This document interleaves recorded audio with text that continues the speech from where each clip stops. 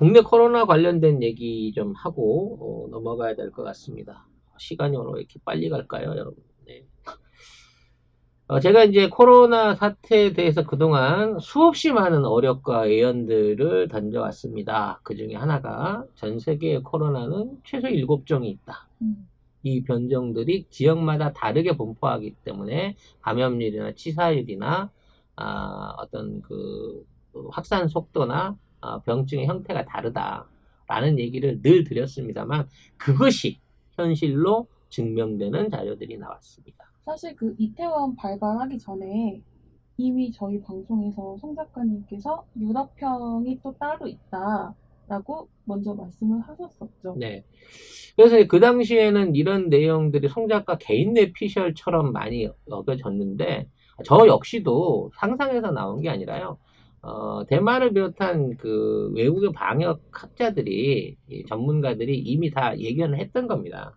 그러니까 조금 더 확대해서 좀 더 얘기를 하자면 이 코로나는 19년도산 코로나가 아니라는 거예요. 이미 이러한 비슷한 증례들은 전 세계에 몇 년 전부터 있었던 겁니다.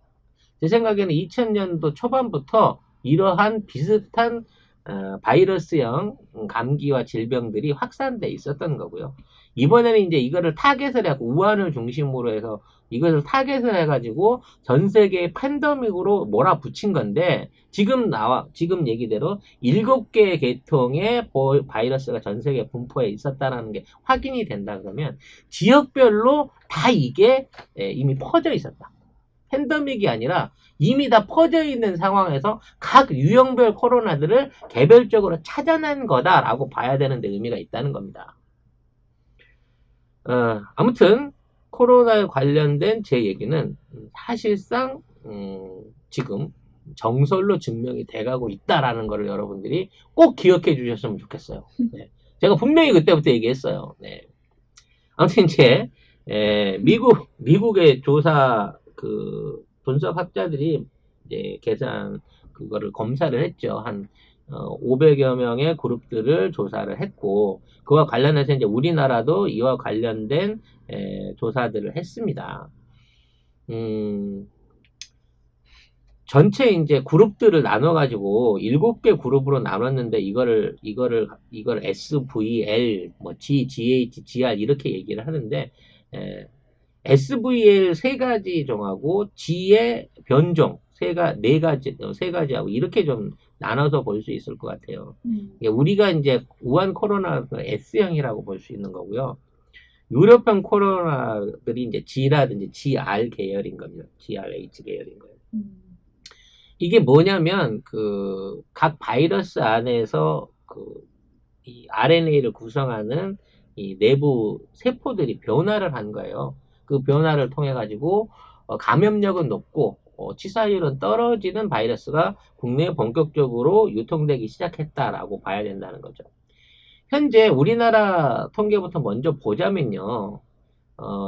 지금 국내에 있는 확진자, 그러니까 이거는 7월 이제 7일 날 발표가 됐기 때문에 최근 그 완치가 돼버린 7일 전후에 2주 정도 된 사람들 안에서 이거를 이제 526건을 검사를 한 거예요. 그러니까 이게 2월 달이나 3월 달에 있는 검사 수치하고 다를 수밖에 없다는 여러분들이 아셔야 돼요. 이 526건의 한국형 코로나 감염자들을 분석한 결과 63% 이상이 GH그룹으로 구분이 됐다는 거예요.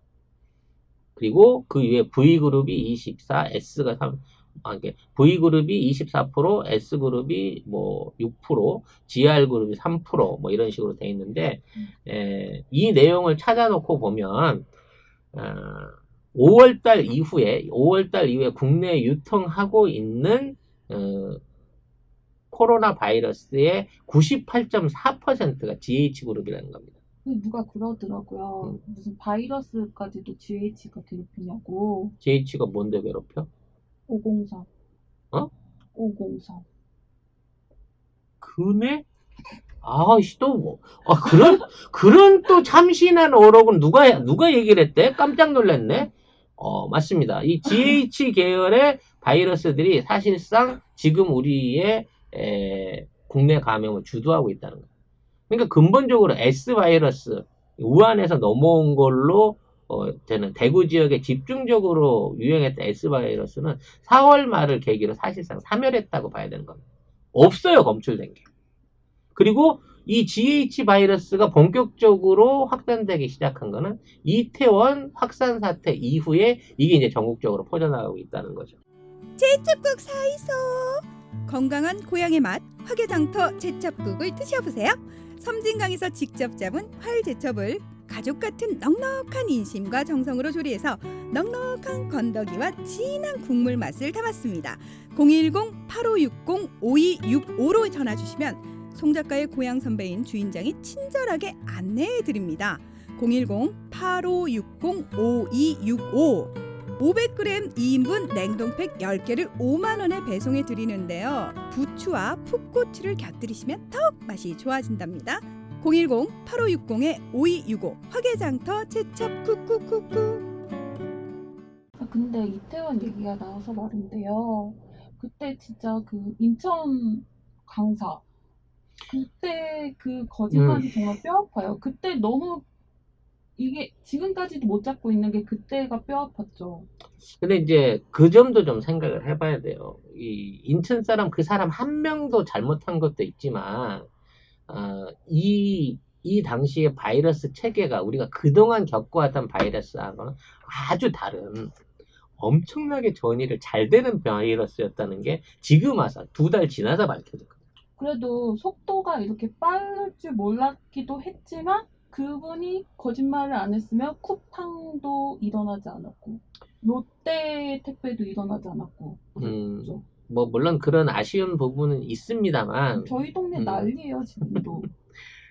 생각을 해보세요. 그 당시에 확진자를 거의 0명 수준까지도 줄여오다가 이태원 확진이 되면서는 사실 숫자를 거의 못 줄이고 5, 60명대 또는 100명대 막 이렇게 숫자가 올라가고 있어요.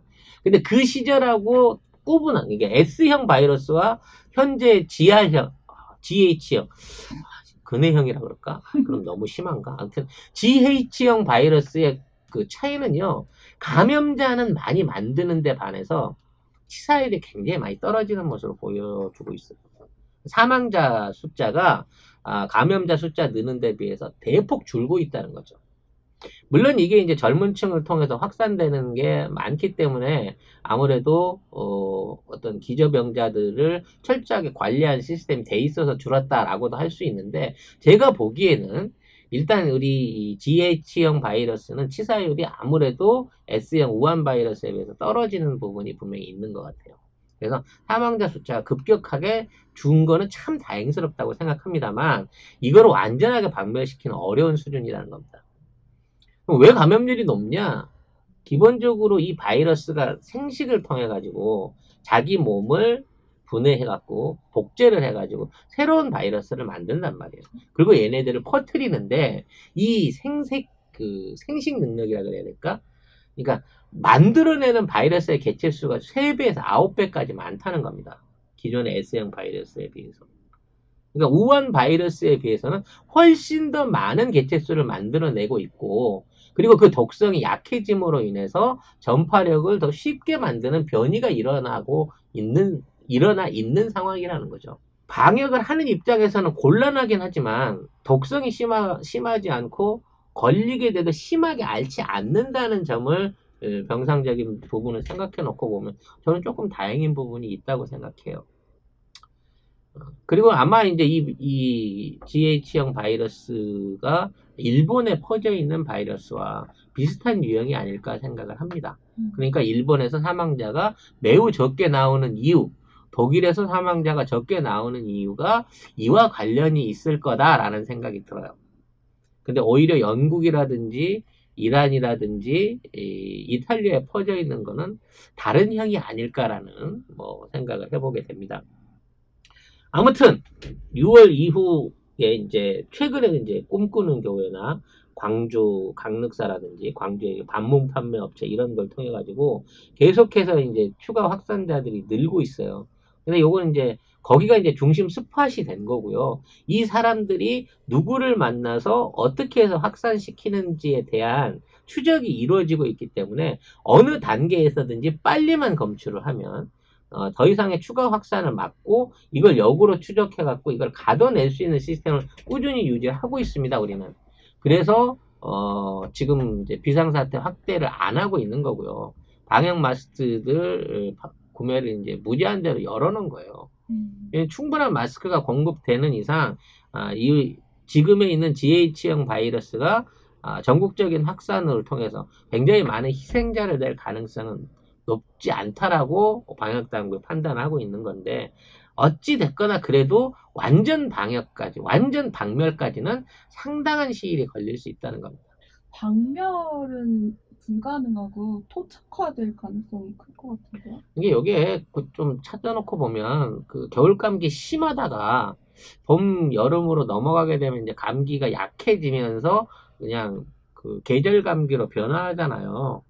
이게 우리가 꼭 뭐 그 생리학적으로 이거를 코로나로 구분해서 뭐 SV GR, GH 이렇게 구분하는 걸 떠나서 이러한 형태대로 바이러스들은 계속해서 진화하고 변화하고 있는 상황이라고 봐야 되는 거고 또 그런 데 대해서는 아니 그럼 그렇게 위험하지 않다는데 그러면 이게 방역을 이렇게 세게 할 필요가 있나? 국민들이 불편하게 전부 다 마스크 써야 되고 이런 긴장 상황을 계속 유지해야 된다라는 또 반대 의견도 나올 수 있어요.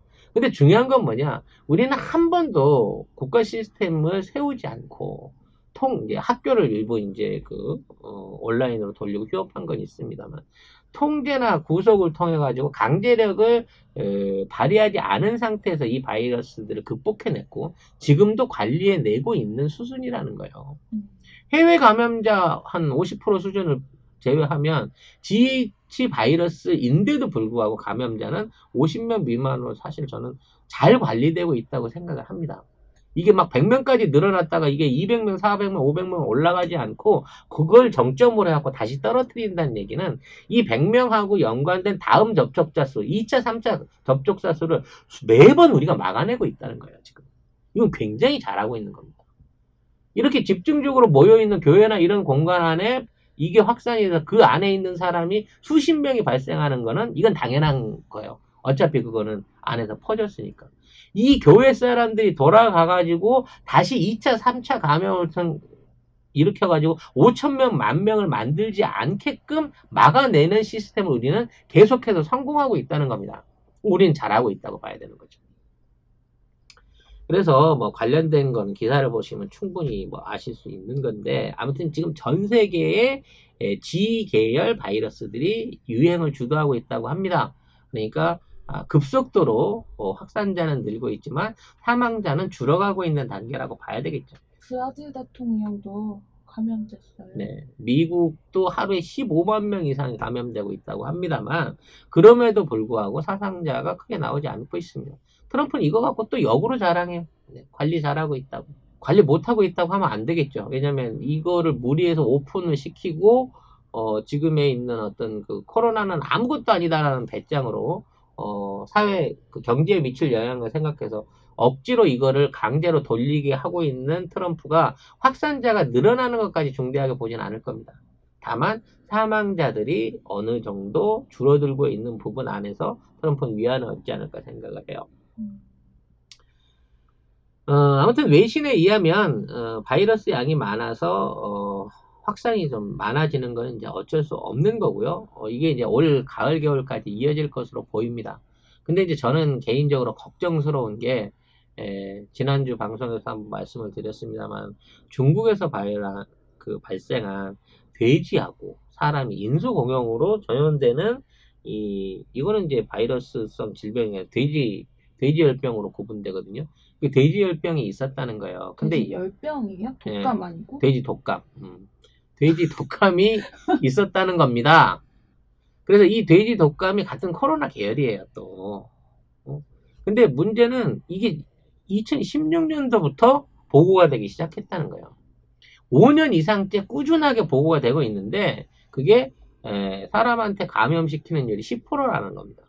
그러니까 몇 명을 노출시켜서 10%인지 잘 모르겠지만 감염률이 굉장히 높은 바이러스라는 거죠. 그래서 이거에 대한 치사율은 아직 나오지 않았지만 인수공용으로 쓰일 수 있는 바이러스가 확진이 된 최초의 사례라고 봐야 돼요. 지금 전 세계를 유행시키는 바이러스 중에 가장 확산 속도가 무서운 건 조류독감입니다, 여러분. 조류독감. 조류독감은 새를 통해서 날아가기 때문에 또 철새를 통해서 날아가기 때문에 엄청나게 확산 범위가 빠르고 넓을 뿐더러 또 이 조류독감이 생겨나게 되면 이게 공기로 전염이 되기 때문에 야생동물이 뭐 닭장이나 뭐 이런 데를 통해 갖고 감염이 돼서 그것도 사람을 매개체로 옮겨가지고 전국에 있는 그 조류독감으로 퍼지는데 사실상 학문적으로 따져서 일주일, 2주일이 안 걸려요. 근데 이제 조류독감은 치사율도 굉장히 높거든요. 그래서 다 살처분을 하는데 그동안 다행이었던 게 조류독감이 사람한테는 피해를 안 끼쳤다는 거죠. 그래서 새한테만 갔기 때문에 문제가 안 된다라고 생각을 했는데 이 돼지 독감을 통해 가지고 돼지하고 사람이 공통적으로 감염될 수 있는 일종의 결합이 나와 버렸다는 거예요. 그래서 이 감염자가 돼지 독감을 갖고 있는 돼지가 새를 만나거나 돼지 독감을 갖고 있는 사람이 코로나 바이러스나 다른 바이러스를 가진 사람하고 만나 가지고 이 바이러스들이 만났을 때 또 합쳐지게 될 가능성이 실제적으로 가능해졌다는 거죠. 그러니까 단순하게 돼지 독감하고 해서 돼지만 합쳐졌으니까 끝나는 게 아니라 이 독감 바이러스를 만나는 새로운 바이러스들이 계속해서 그 접합력을 통해 갖고 새로운 변이로 인수공형 전염병을 만들어낼지 모른다는 두려움이 든다는 겁니다. 그리고 조류독감 바이러스가 가지는 막강한 치사율이 그 독성이 이런 인수공형 전염병에 합쳐지게 된다고 치면 정말 자연계는 고의로 만들어내지 않았던 전염력도 세고 치사율도 높으면서 전파도 엄청 잘 되는 바이러스의 신종이 우리나라를 동남아시아 한중일을 비롯해서 전 세계로 퍼져나갈 가능성을 대비해야 된다는 거예요. 근데 이거 항상 발원지가 중국이잖아요. 중국이 숫자가 많잖아요. 그렇다고 전 세계 인구의 6분의 1이잖아요. 그러니까 당연히 표본수가 많을 수밖에 없는 거 아닙니까? 답답해. 그 흑사병도 지금 돌잖아요. 근데 그게 지금 예사롭지가 않아요. 도는 추이가. 근데 제가 그 지도를 보니까 올망졸망 그렇게 모여 있는 것 같은데 그 흑사병이랑 돼지독감이랑 그 발원지 코로나 발원지 우한. 그거는요, 일상적으로 생기는 모든 발원지는 인구 중심지에서 당연히 표시가 될 수밖에 없어요. 지도에 표시를 해놓고 뭐 인구 많은 데가 당연히 발원지가 되죠. 근데 솔직히 이제 패스트에 관해서는 여러분들이 좀 생각하셔야 될 부분이 있습니다. 패스트는요, 중국에서는 풍토병이에요. 서장 지역이나 몽골 이쪽에서는 쥐를 잡아먹어요. 쥐가 식단에 전통적으로 먹는 식품의 하나란 말이야. 식당에서도 쥐 고기 요리를 팔아요. 당연히 시장에서도 거래를 하겠죠. 그렇기 때문에 걔네들은 들쥐나 뭐 이런 것들을 먹어서 생기는 패스트가 여름 되면 기본적으로 다 나와요.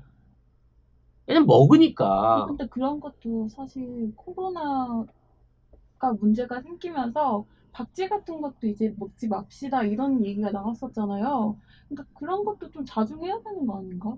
결과적으로 자연이 자연 안에서 숨어 있다가 인간하고 접촉해 나가면서 병을 만든 거예요. 지금에 있는 박쥐가 이제 매개체가 된 거는 박쥐를 동굴 안에서 살고 있는 몇 억 년 전부터 살고 있는 갇혀 있는 바이러스를 박쥐들이 쥐고 댕기던 거를 사람들이 이제 서식지 환경이 좀 좁아지고 박쥐들이 결국은 도시로 진출할 수밖에 없는 상황을 만들고 그 와중에 먹기까지 하는 사람이 생기면서 이거를 이제 인간계로 끌어온 거란 말이에요. 그러니까 물론 우리는 전혀 그런 류의 발생 가능성이 없어라고 얘기를 해버리고 중국의 모든 게 해악이라고 얘기할 수 있지만 지금 전 세계가 주목하고 있는 바이러스의 발원지는 목축이 일어나는 모든 농경 국가에 다 합쳐져 있어요.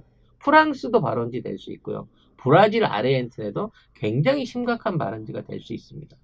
가축을 키우고 동물과 접촉하는 횟수가 많아지면 많아질수록 이러한 바이러스 감염률은 높아지고 있는 거거든요.